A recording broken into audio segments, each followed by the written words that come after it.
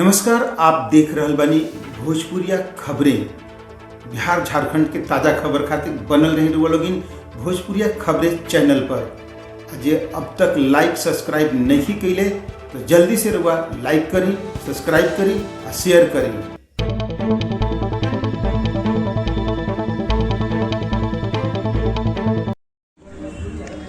उत्तर प्रदेश से अंग्रेजी शराब लेके जात दो लोगन के पुलिस धर दबोचलस। कैमूर से संवाददाता संजय कुमार के मुताबिक दुर्गावती थाना क्षेत्र के राष्ट्रीय राजमार्ग संख्या 2 पर पुलिस चेकिंग लगौले रहे। यही बीच बाइक पर सवार दो लोगन के जब पुलिस रुके के इशारा कैलस तब वो लोग भागे लगने, जरा के पुलिस दौड़ा के पकड़ लेलस। जांच के बाद वो लोगन भीरी से 8 PM 48 बोतल अंग्रेजी शराब पकड़ाई। पुलिस धंधा में लिप्त अपराधियों के अपाची गाड़ी भी जब्त कैलस।